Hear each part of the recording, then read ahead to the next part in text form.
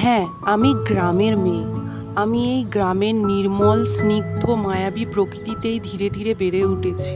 ভোরের এই স্নিগ্ধ শিশির আর মিষ্টি রোদ আমাদের বারবার মনে করিয়ে দিয়েছে যে আমাদের এই প্রকৃতির সৌন্দর্য ঠিক কতটা। সবুজ গাছের নির্মল ছায়া আর পাখিদের কোলাহল আমাদের জীবনে সবসময় এক পরম শান্তিকে উপভোগ করিয়েছে। সত্যি আমি গ্রামের মেয়ে হিসাবে নিজেকে খুব লাকি মনে করি, কারণ এই গ্রাম বাংলার যে সৌন্দর্য সেটা আমি শুধুমাত্র চোখ দিয়ে নয়, মন দিয়েও উপভোগ করতে পারি। নির্মল আকাশ, মুক্ত বাতাস আর নদীর কলতান, এইসবকে ঘিরেই আমাদের সুন্দর শৈশব কেটেছে। মাঝে মাঝে মনে হয় যেন আবার ফিরে যাই ছোটোবেলায়, সেই জীবনে।